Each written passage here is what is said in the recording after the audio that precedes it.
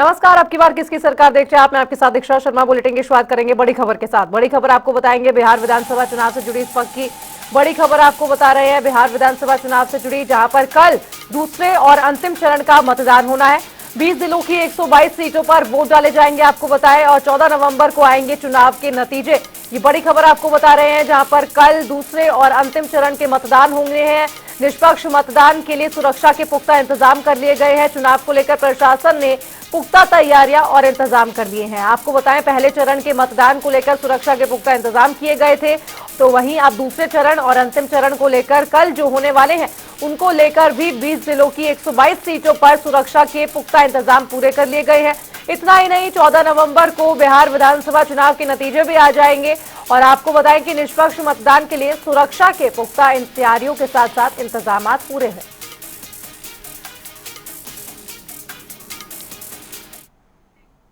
और चलिए बढ़ेंगे आगे, रुक करेंगे इस वक्त की बड़ी खबर का। बड़ी खबर आपको बताएंगे नेता प्रतिपक्ष तेजस्वी यादव का बड़ा बयान सामने आया। ये बड़ी खबर आपको बता रहे हैं, जहां पर चुनाव आयोग पर भड़कते हुए तेजस्वी यादव का बयान सामने आया है, और ये सवाल जो है वो कहीं खड़े कर दिए। तेजस्वी यादव ने गंभीर सवाल उठाए चुनाव आयोग को लेकर।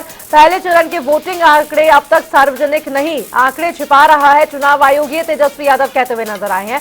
तकनीक के दौर में भी डेटा गायब है, ये भी तेजस्वी की ओर से कहा गया।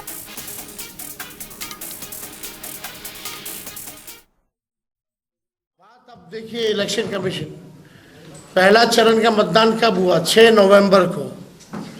आज हम बैठ के पीसी कर रहे हैं 10 नवंबर को।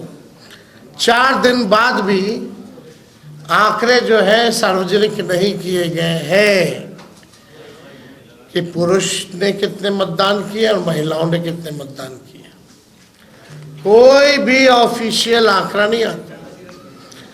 पहले भी मैनुअली, पहले के ज़माने में तो उसी दिन उसी समय बता देता था मैनुअली। आजकल तो टेक्नोलॉजी का ज़माना है, फिर भी ये आंकड़ा क्यों छुपाया जा रहा है, सबसे बड़ा मेरा प्रश्न है। 4 दिन हो गया, यानी आप समझिए, मान लीजिए 11 को अगर वोटिंग है और 14 को रिजल्ट है, तो आपको 14 तक पता ही नहीं चलेगा कि कितने पुरुष और महिलाओं ने वोटिंग की। This is a joke. कितना टेक्नोलॉजी का जमाना है, एआई का जमाना है। ये बताओ, अमित शाह और मोदी जी के।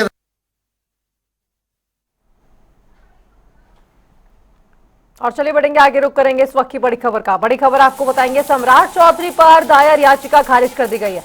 चुनाव में अयोग्य करार देने को लेकर याचिका दायर की गई थी, सुप्रीम कोर्ट से याचिका खारिज कर दी गई है। अदालत का समय बर्बाद ना करें, ये सुप्रीम कोर्ट ने कहा है। सुप्रीम कोर्ट से याचिका खारिज हुई है, जिसमें कहा गया था कि सम्राट चौधरी को अयोग्य करार दिया जाए। चुनाव में हैदराबाद निवासी ने डाली थी ये याचिका। आपको बताया, सुप्रीम कोर्ट ने कहा है कि वक्त बर्बाद ना करें। चुनाव में अयोग्य करार देने को लेकर ये याचिका दायर की थी, और सुप्रीम कोर्ट से याचिका खारिज हो गई है। हैदराबाद निवासी ने याचिका डाली थी, जिसे लेकर अदालत का समय बर्बाद ना करें, ये सुप्रीम कोर्ट ने बड़ा बयान जारी किया है।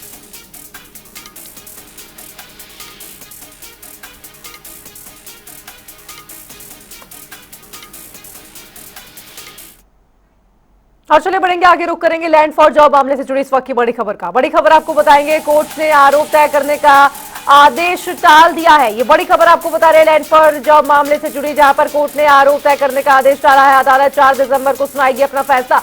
लालू परिवार के खिलाफ दाखिल किए गए थे आरोप। ये बड़ी खबर आपको बता रहे हैं, जहां पर लॉ फॉर जॉब को लेकर लगातार सवाल उठ रहे थे, लैंड फॉर जॉब मामले को लेकर, और लालू परिवार लगातार निशाने पर था, लेकिन कोर्ट ने आरोप तय करने का आदेश टाल दिया है। अदालत 4 दिसंबर को फैसला सुनाएगी इस पूरे मामले में, और लालू परिवार के खिलाफ कई आरोप दाखिल किए गए थे लैंड फॉर जॉब मामले से जुड़े। आपको बताएं कि बिहार की राजनीति में लैंड फॉर जॉब मामला कोई पुराना मामला नहीं है, जिसे लेकर हमेशा से लालू परिवार घिरता हुआ नजर आया है, लेकिन कोर्ट ने आदेश टाल दिया है, और अदालत अब 4 दिसंबर को इस मामले में सुनवाई करते हुए अपना फैसला सुनाएगी। लालू परिवार के खिलाफ लैंड फॉर जॉब मामले में कई आरोप जो हैं, और कई गंभीर आरोप भी लगे हुए नजर आते हैं। कोर्ट ने आरोप तय करने का आदेश टाल दिया है। फिलहाल अदालत 4 दिसंबर को अपना फैसला सुनाएगी।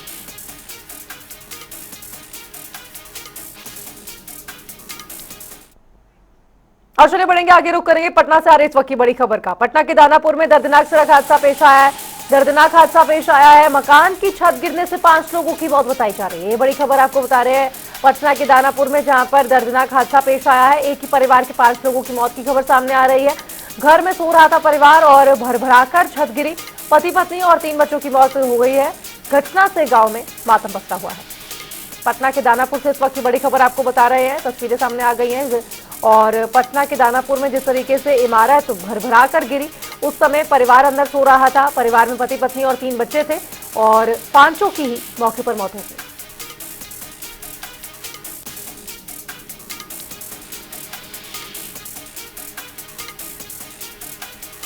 आपको बताया कि पति पत्नी और 3 बच्चों की मौके पर ही मौत हो गई है। घटना से गांव में मातम पसरा हुआ है। दानापुर में दर्दनाक हादसा देखने को मिला, जहां पर इंदिरा आवास योजना के तहत ये घर बनाया गया था और मुख्यमंत्री नीतीश कुमार ने भी हादसे में दुख प्रकट किया है। लेकिन सरकार की ओर से अभी क्या कुछ मदद की जाती है, फिलहाल ये देखना होगा। तस्वीरों में आप देख सकते हैं जिस तरीके से पुलिस वहां मौजूद है।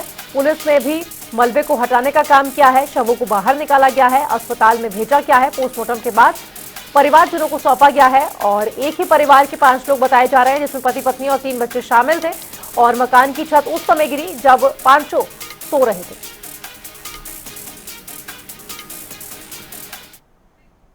बढ़ेंगे आगे, बताएंगे आपको कि दानापुर के मानस पंचायत में छत गिरने से एक ही परिवार के 5 लोगों की मौत हो गई थी और जिसके बाद शव को पोस्टमार्टम के लिए दानापुर अनुमंडल अस्पताल लाया गया, जहां पूर्व केंद्रीय मंत्री रामकृपाल यादव, जेडीयू के एमएलसी और रीतलाल यादव के भाई टिंकू यादव पहुंचे। इस दौरान उन्होंने कहा कि बहुत ही दुखद घटना है, हम लोग उनके परिवार के साथ हैं, जो मुआवजा है वह दिलाने का काम करेंगे। ग्राम में एक बहुत दुखद घटना घटी। बबलू नाम के एक मजदूर क्लास का लोग अपने छोटे छोटे बच्चों के साथ हादसा का शिकार हो गया और 5 की जान चली गई। ये अत्यंत ही दुखद है और सब अल्पसंख्यक परिवार से लोग जुड़े हुए थे और सरकार ने इसको नोटिस लिया है। इनको राहत के लिए जो बन सकेगा सरकारी स्तर पर मुआवजा दिया जाएगा और हर तरह का सुविधा जो। जैसे ही मुझे पता चला रात में 9 बजे, मैं तत्काल अक्किलपुर थाना प्रभारी महोदय से बात की है। बात करने के बाद पूरे वस्तु स्थिति को जानकारी लिया। फिर बीडीओ साहब से और दानापुर और सीओ साहब से बात हुई। फिर एसडीओ मैम से भी बात हुआ जी। मैंने सारे घटना का अवगत पदाधिकारी लोगों को कराया और मैं सुबह सुबह 5 बजे मैं उनके मानस गांव गए और उन लोगों का बॉडी को देखा। दिल दहल गया। भगवान ना करे ऐसा फिर किसी के साथ देखने को मिले। बहुत ही दुखद घटना है कि मोहम्मद बबलू के परिवार के 5 सदस्य जो है इस घटना के शिकार हो गए। जो सरकारी प्रावधान है उसके अनुरूप जो है मदद की जाएगी और हम लोग से भी जो बन पड़ेगा मदद करेंगे। हम ऊपर वाले से दुआ करते हैं कि इनके परिवार को शांति दे, धैर्य दे। इस दुख के घड़ी में हम लोग सब उनके साथ हैं। तो वहीं बिहार चुनाव के दूसरे चरण के 20 जिलों में 122 सीटों पर 11 नवंबर यानी कल मतदान होगा। रविवार शाम दूसरे और अंतिम चरण के लिए चुनाव प्रचार का शोर थम गया है। दूसरे चरण के लिए अमित शाह, राहुल गांधी, नीतीश कुमार, तेजस्वी यादव, प्रशांत किशोर और कई अन्य स्टार प्रचारकों ने बिहार के चुनावी जिलों में जोरदार प्रचार किया। अंतिम फेज में क्या है सियासी समीकरण और किस दल का कैसा रहा चुनाव प्रचार, जानने के लिए देखिए खास रिपोर्ट। बिहार में सत्ता की जंग के लिए थम गया प्रचार का शोर। 20 जिलों की 122 सीट पर 11 नवंबर को वोटिंग। बिहार विधानसभा चुनाव के दूसरे और अंतिम चरण के लिए रविवार शाम प्रचार समाप्त हो गया है, जिसके साथ ही राज्यों में सत्ता की जंग के लिए प्रतिद्वंदियों के बीच लगभग 1 महीने तक चले तीखे शब्दबाण और नर्वस मुकाबले पर विराम लग गया है। पहले चरण का मतदान 6 नवंबर को हुआ था, जिसमें रिकॉर्ड 65% मतदाताओं ने मताधिकार का इस्तेमाल किया। दूसरे चरण के लिए मतदान 11 नवंबर को होगा, जबकि मतगणना 14 नवंबर को की जाएगी। दूसरे चरण में जिन 20 जिलों में मतदान होगा, उनमें पश्चिमी चंपारण, पूर्वी चंपारण, सीतामढ़ी, शिवहर, मधुबनी, सुपौल, अररिया, किशनगंज, पूर्णिया, कटिहार, भागलपुर, बांका, जमुई, नवादा, गयाजी, औरंगाबाद, जहानाबाद, अरवल, कैमूर और रोहतास शामिल है। पहले चरण की वोटिंग ने तोड़े सारे रिकॉर्ड। पहले चरण के चुनाव में आजादी के बाद सर्वाधिक 65% से अधिक वोटिंग को देखते हुए दूसरे चरण में भी रिकॉर्ड मतदान होने की उम्मीद है। पहले चरण में महिलाओं ने पुरुषों से ज्यादा मतदान किया। कुल मतदान प्रतिशत 65.08% रहा। महिलाओं का मतदान प्रतिशत जबकि 69.04, जबकि पुरुषों का 61.56% रहा। दूसरे चरण के मतदान की अगर बात करें तो इस बार विधानसभा सीटों की संख्या 122, सामान्य सीटें 101, अनुसूचित जाति सीटें 19, अनुसूचित जनजाति सीटें 2। मतदाताओं की संख्या 3,70,13,556। पुरुष मतदाता 1,95,44,041। महिला मतदाता 1,74,68,572। नए मतदाता 5,28,954। मतदान केंद्रों की कुल संख्या 45,399। ग्रामीण बूथ 40,073। शहरी बूथ 5,326। उम्मीदवारों की कुल संख्या 1,302। पुरुष उम्मीदवार 1,165, महिला उम्मीदवार 136। प्रधानमंत्री मोदी, राहुल गांधी और अमित शाह का धुआंधार प्रचार। चुनाव प्रचार के अंतिम दिन राहुल गांधी ने सीमांचल क्षेत्र के किशनगंज और पूर्णिया जिले में रैलियां की। यह इलाका मुस्लिम आबादी वाला है और विपक्षी महागठबंधन के लिए अहम माना जाता है। राहुल गांधी ने कुल 15 जनसभाएं की। उन्होंने कुछ महीने पहले वोटर अधिकार यात्रा निकाली थी, जिसमें उन्हें जन समर्थन मिला। हालांकि वोट चोरी के उनके आरोप चुनावी मुद्दा नहीं बन पाए। भाई एनडीए के लिए गृह मंत्री अमित शाह ने सबसे व्यापक और सघन प्रचार अभियान चलाया। वह कई दिनों से बिहार में ही डेरा डाले हुए थे और उन्होंने 37 सभाएं की। शाह ने रविवार को सासाराम और अरवल में सभाएं की। ये दोनों इलाके भाजपा के लिए अपेक्षाकृत कमजोर माने जाते हैं और इसलिए शाह की विशेष निगाह में रहे। ये चुनाव प्रधानमंत्री नरेंद्र मोदी के सघन प्रचार के लिए भी याद रखा जाएगा। प्रधानमंत्री मोदी ने कुल 14 सभाएं की और एक रोड शो किया। इस बार कांग्रेस महासचिव प्रियंका गांधी वाड्रा ने भी पहली बार बिहार में प्रचार किया। उन्होंने 10 रैलियां और एक रोड शो किया। इन दिग्गजों ने चुनाव प्रचार की संभाली कमान। भाजपा के स्टार प्रचारकों में पार्टी अध्यक्ष जेपी नड्डा, केंद्रीय मंत्री नितिन गडकरी और शिवराज सिंह चौहान के साथ साथ उत्तर प्रदेश के मुख्यमंत्री योगी आदित्यनाथ, असम के मुख्यमंत्री हेमंत बिस्वा शर्मा, मध्य प्रदेश के मुख्यमंत्री मोहन यादव और अभिनेता से राजनेता बने रवि किशन और मनोज तिवारी शामिल रहे। इस बीच मुख्यमंत्री और जेडीयू के शीर्ष नेता नीतीश कुमार ने अपेक्षाकृत शांत लेकिन दृढ़ प्रचार अभियान चलाया। लगातार 5वें कार्यकाल के लिए सत्ता में वापस का लक्ष्य लेकर मैदान में है। समस्तीपुर में प्रधानमंत्री मोदी के साथ मंच साझा करने के बाद नीतीश कुमार मोदी के किसी भी रैली या रोड शो में नजर नहीं आए, जिस पर विपक्ष ने आरोप लगाया कि गठबंधन में सब कुछ ठीक नहीं है। हालांकि स्वास्थ्य को लेकर कयासों के बावजूद नीतीश कुमार ने अपनी सभाएं और रोड शो जारी रखे। वहीं उनके पूर्व उप मुख्यमंत्री और अब प्रतिद्वंदी तेजस्वी यादव ने इंडिया गठबंधन की ओर से मुख्यमंत्री पद के उम्मीदवार के तौर पर पूरे जोश के साथ प्रचार किया। जनसुराज पार्टी, जिसे इस चुनाव का एक्स फैक्टर में कहा जा रहा है, ने पूरी तरह अपने संस्थापक प्रशांत किशोर के नेतृत्व में पारंपरिक जनसंपर्क शैली के जरिए प्रचार किया। पेशेवर चुनाव रणनीतिकार के रूप में कई चर्चित अभियानों का हिस्सा रहे प्रशांत किशोर ने इस बार अपने गृह राज्य में पसीना बहाते हुए घर घर संपर्क को प्राथमिकता दी। इसके अलावा जनशक्ति जनता दल के संस्थापक और लालू प्रसाद यादव के बड़े पुत्र तेज प्रताप यादव भी अपनी नई पार्टी के लिए जमकर चुनाव प्रचार करते नजर आए। कुल मिलाकर बिहार की जनता का दिल जीतने के लिए सभी दलों और गठबंधनों ने जमकर मेहनत की है। जनता के बीच जाकर खूब वादे किए गए हैं, एक दूसरे पर जमकर शब्दों के बाण चलाए गए। लेकिन अब बारी जनता की। देखना दिलचस्प होगा कि बिहार में जनता का आशीर्वाद किसे मिलता है। ब्यूरो रिपोर्ट, जनता टीवी। तो वहीं बिहार में 11 नवंबर को होने वाले विधानसभा चुनाव के दूसरे चरण के मतदान से पहले भारत नेपाल सीमा पर कई चौकियां सील कर दी गई हैं। अररिया जिले के जोगबनी सीमा पर सन्नाटा पसरा हुआ है। किसी के भी पड़ोसी देश में आने जाने पर रोक है। बावजूद इसके सोमवार सुबह कुछ लोग नेपाल जाने के लिए बॉर्डर इलाके के पास पहुंच गए। देखिए रिपोर्ट। बिहार में 11 नवंबर को होने वाले विधानसभा चुनाव के दूसरे चरण के मतदान से पहले भारत नेपाल सीमा पर कई चौकियां सील कर दी गई हैं। अररिया जिले के जोगबनी सीमा पर सन्नाटा पसरा हुआ है। किसी के भी पड़ोसी देश में आने जाने पर रोक है। बावजूद इसके सोमवार सुबह कुछ लोग नेपाल जाने के लिए बॉर्डर इलाके के पास पहुंच गए। स्थानीय अधिकारी बताते हैं कि चुनाव आयोग के दिशा निर्देश पर सीमा को सील किया गया है। जो जोगबनी बॉर्डर है बीसीपी, उसको सील कर दिया गया है और वहाँ एसएसबी और मल्टी एजेंसी है। वहाँ पे एसएसबी है, हमारी पुलिस भी है, कस्टम्स भी है, सभी लोग के द्वारा वहाँ कार्रवाई की जा रही है। और उसके पैरेलल में जितने भी बॉर्डर हैं, 105 किलोमीटर का बॉर्डर है, जिसमें 8 थाना है और 35 बीओपी एसएसबी की है। साथ ही साथ हम लोग का भी कई चेक पोस्ट बना हुआ है, सभी को एक्टिवेट कर दिया गया और पूरी तरह बॉर्डर को सील किया गया है। सीमा को अस्थायी रूप से बंद करने से कई लोग फंस गए हैं। कई नेपाली और भारतीय नागरिक बताते हैं कि उन्हें इस बारे में जानकारी नहीं थी। तीर्थ करके आवे छियै, अयोध्या से, हरिद्वार से। एतै नेपाल। अब हजूर आइ उतारि देलकै तऽ आब की करियै? आब केना के जेबै?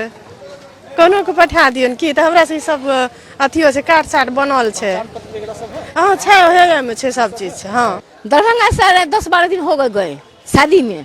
तो अभी जो है नेपाल तो बॉर्डर बंद है। बंद है, मालूम है। कैसे जाइएगा? अब कैसे भी जाएंगे? आप कैसे जाएगा? जैसे जा दिए वैसे जाएंगे। हम कोई कुछ लेके तो ना आए हैं, हम सुनेंगे हम कुछ लेके नहीं है, कुछ लेके हमारा आधार कार्ड नेपाल का है। नेपाल जाने दिया जाएगा? कैसे? तो आप काज नहीं क्या आए, सब बंद है, बोला कि बॉर्डर खुला है, तब तो हम सब आए हैं। दरअसल 1950 में भारत और नेपाल के बीच हुई एक संधि के तहत दोनों देशों के नागरिकों को बिना किसी पासपोर्ट या वीजा के बॉर्डर पार करने की इजाजत है। यही वजह है कि नेपाल से हर दिन हजारों लोग काम और निजी कारणों से भारत आते हैं।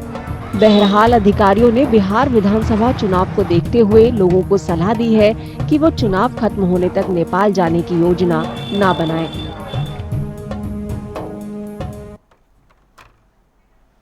तो वहीं दूसरे चरण के मतदान से पहले आरक्षण का मुद्दा एक बार फिर गर्मा चुका है। बिहार विधानसभा चुनाव प्रचार के अंतिम दिन आरक्षण को लेकर खूब जुबानी जंग देखने को मिली। आरजेडी नेता तेजस्वी यादव ने केंद्र सरकार और प्रधानमंत्री नरेंद्र मोदी पर आरक्षण को लेकर तीखा हमला बोला, जिसके जवाब में एनडीए के नेताओं ने भी तेजस्वी को घेर दिया है। देखिए रिपोर्ट। बिहार की लड़ाई फिर आरक्षण पर आई। तेजस्वी यादव ने उठाया आरक्षण का मुद्दा। तेजस्वी बोले, लोगों का 65% आरक्षण खा गए प्रधानमंत्री।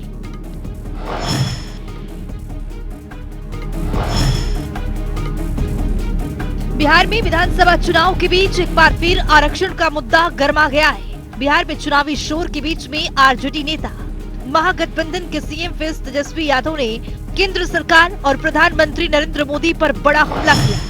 तेजस्वी ने 17 महीने की महागठबंधन सरकार के समय में 65% आरक्षण के मुद्दे को लेकर एनडीए को घेरने की कोशिश की। साथ ही उन्होंने दावा किया है कि बिहार की जनता महागठबंधन को पर्याप्त वोट दे रही है। तेजस्वी यादव ने मीडिया से बातचीत में कहा कि गठबंधन की 17 महीने की सरकार ने बिहार में नए आरक्षण का इतिहास फैसले के साथ एक ठोस आधार दिया, लेकिन केंद्र सरकार और पीएम इस मुद्दे पर बिल्कुल चुप है।